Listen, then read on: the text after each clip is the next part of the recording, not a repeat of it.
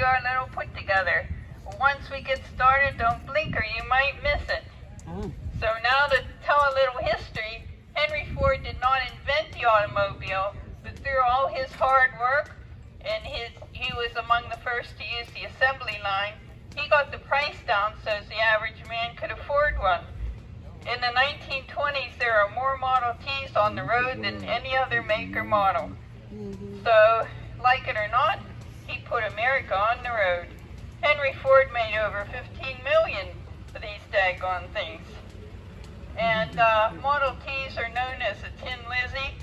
No one really knows where that name came from, but the story I like to tell is there was a farmer who had a cow named Lizzie, and when he first bought his first Model T, he called it his Tin Lizzie, and the name stuck and it spread. So today we got a 1927 Model T Ford Roadster pickup, and we're going to put all these pieces and parts here together, the whole 9 yards. The engine transmission weighs over 400 pounds. That's why it takes practically our whole crew here to lift it and put it on the frame. And then we're going to crank it up and drive it away. That's right, folks. Crank it up, because it doesn't even have a starter. So in order to accomplish this feat, we had to look high and low for a group of, well, we'll call them technicians. You technicians, come on down here and tell us who you are and where you're from. Matt Loeb, Port St. Lucie, Florida. Dennis Carmichael, Mims, Florida. Frank Shaw, Old Lyme, Connecticut. Dave Moretti, South Haven, Michigan. John Nicely, Darlington, Pennsylvania. And I'm Beverly. I'm from Frostproof, Florida. And I'm the timekeeper also. And they gave me another job today. I'm going to be the crank holder. So I'm going to give a little countdown and we'll get her started here. And I'll start my clock here. Are we on place, guys? Alrighty. You don't know? Okay. Looks about right to me. 5, 4, 3, 2, 1, go. Start my clock here. We start with the front end and put the wheels on the axle. Use them speed wrenches and put them lug nuts in there. He's asking for time already. 19 seconds. 19 seconds. Come on, let's go. Okay, we'll put the jacks under the frame. Oh, gotta do my part here. Gotta lift that. Yep, I'm ready. You're gonna get fired. I don't want to get fired. Let's get it in the nut. There we go. Good job. All right. Let me get out of the way here. All right. Now we got to get that ball in the socket. You got to get that ball in the socket. Got it? All right. We're doing great this morning, guys. Let's get the rear put in there. We got to get that wiggle pin in the wobble shaft. The wiggle pin in the wobble shaft. Got her in there. All right, give her them fine adjustments.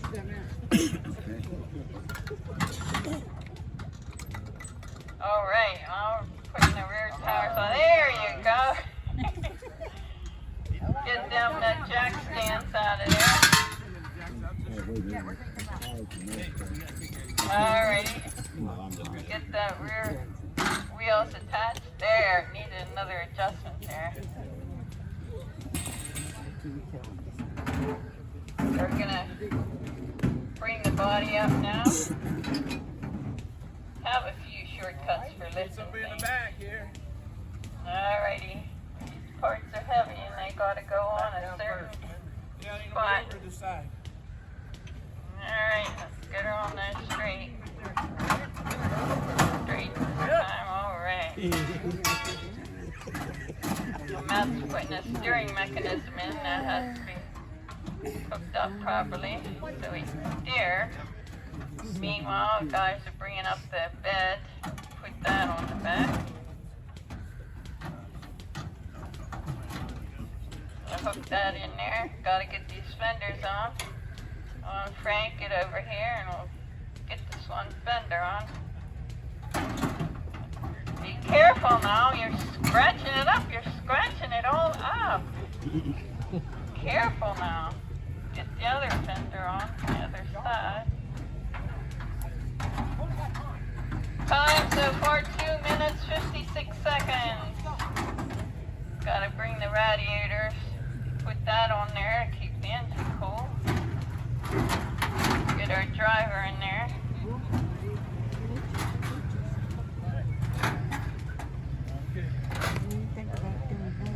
Alright.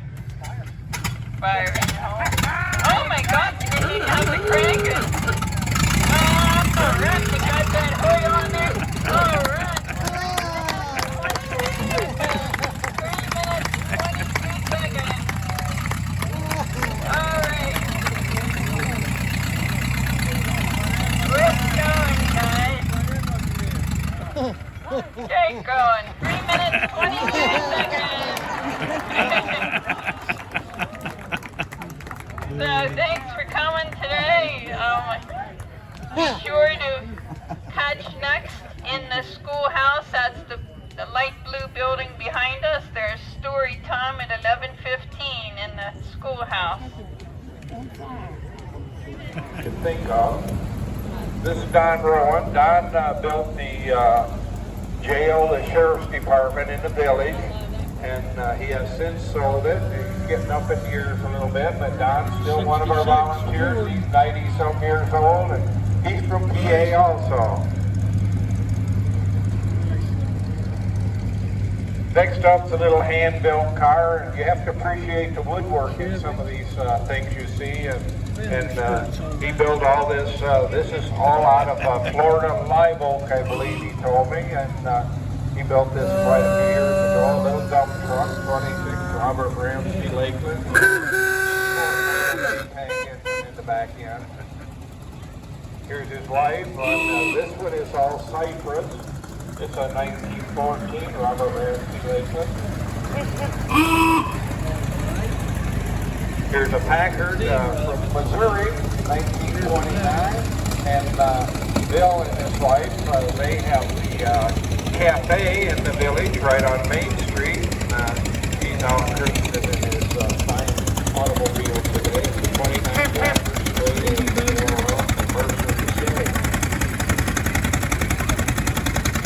All Packard were a smooth running car. There's a Model 8 two-door sedan. Alvarado, 31. They built about 4,700,000, 40 horsepower, 28 to 31. Nice car, beautiful car. There's a 65 Ford pickup.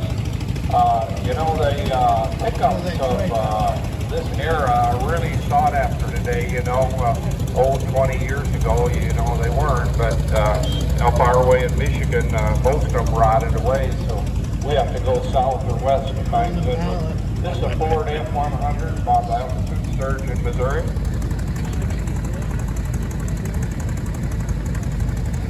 This truck's out of Michigan.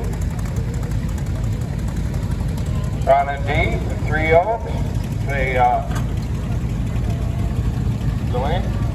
What year is this? 63. This was a family truck on the farm. Ron restored it a couple years ago, bring it down. He goes all the car cruises. He's carrying a fine quality Oliver in the back end.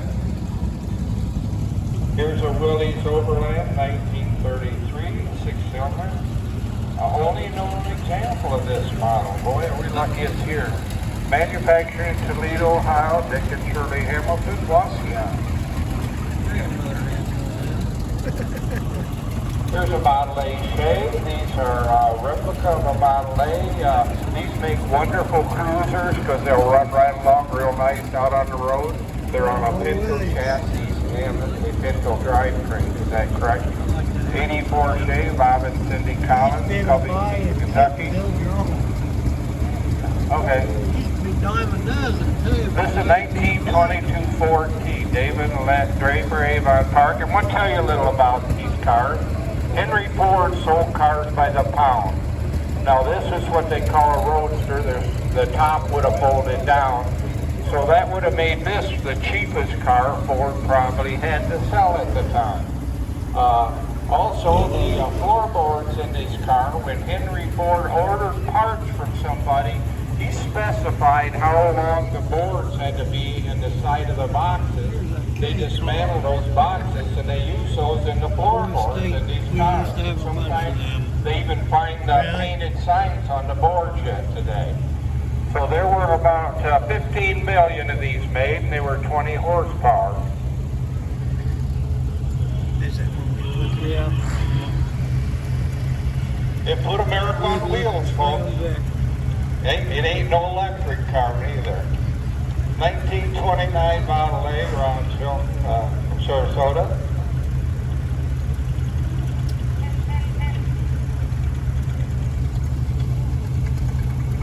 Hey, hold on, Carmichael. They have the Joe's Garage in the village, so make sure you get to Florida Flywheeler Village.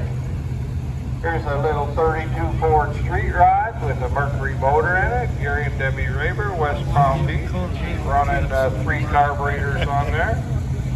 But she's got some spunk, doesn't she? Here's a Chevrolet, all in her work clothes, still ready to go and running. John Pratt, Sebring, it's a 1962 Chevy Impala.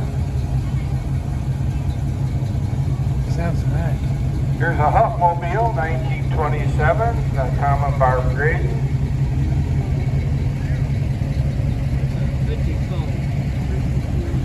There's a Maxwell.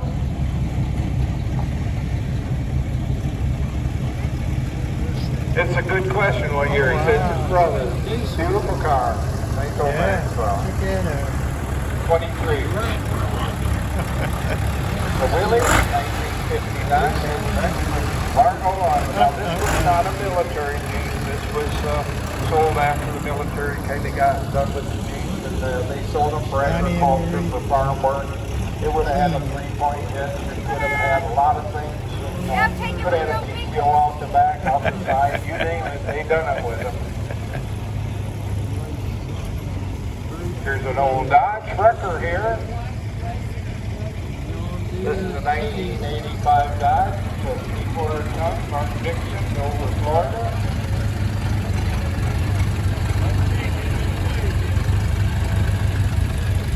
This is his mom's car, 1984 Dodge Area. Sarasota. 65 Ford.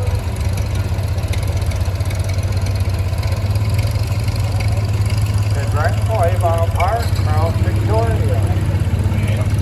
This is the original color. I remember that color. You have been here before. We'll give you a little rundown on the engine.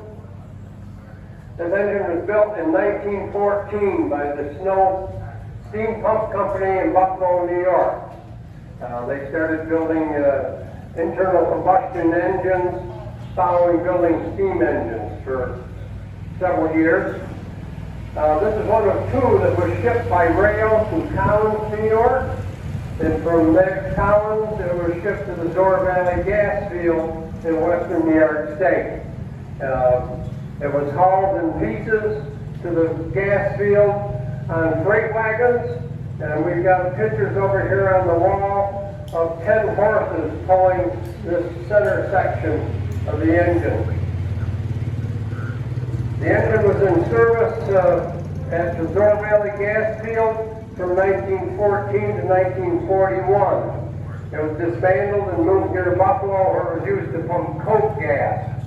In 1976, it was taken out of service finally, completely. It was salvaged by the Ed Winter Company. Ed owned a salvage yard, and he was a collector of all things mechanical, especially big things mechanical. The specs on the engine, it has a 20-inch bore and a 36-inch stroke. That adds up to 41,000 cubic inches. It develops 400 horsepower and 26,000 foot-pounds of torque. The engine is 60 feet in length. It weighs 100 tons. This flywheel is 12 and a half feet across, and it weighs 12 tons by itself. This is a horizontal engine. The shaft runs from the crosshead here straight through to the other end.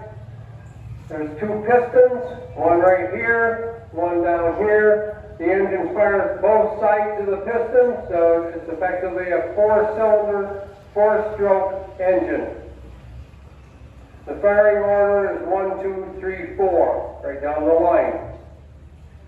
Well, Mr. Winter, who had salvaged the engine, told the Florida Flyheelers that he would give them an engine if they would guarantee to get it running. So in the mid-90s, it came down here on several loads on semis.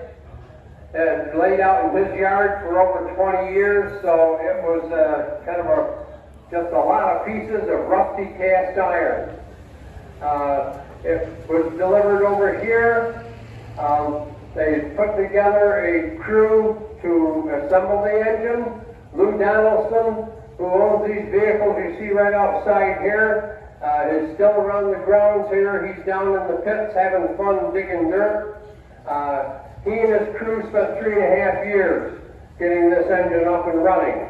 First thing they had to do was pour the concrete base for it. There's 100 yards of concrete in this base.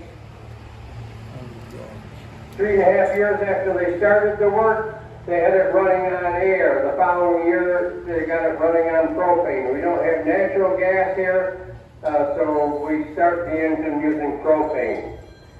So,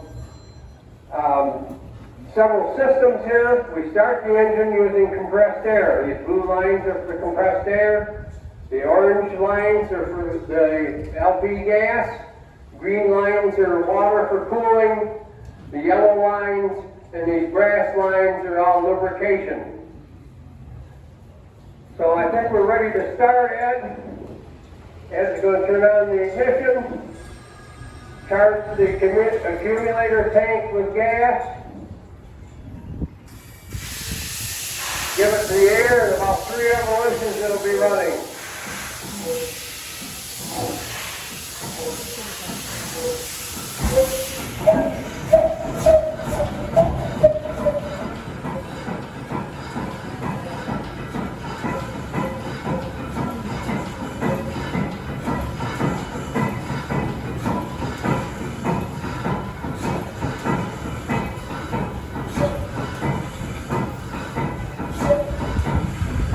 Point out some of the features of the engine.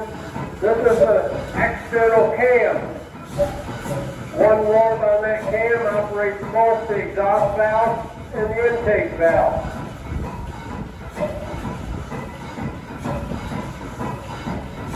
For cooling, the main shaft down through the engine is hollow.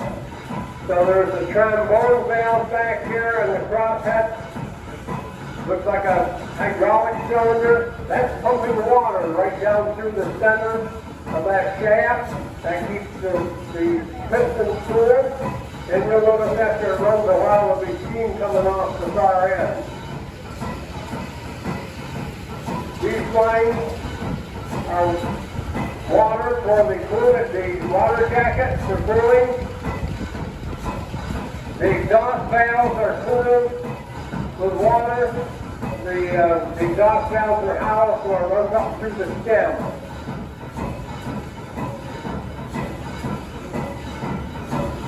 The speed is controlled by the governor up here, this rotating unit.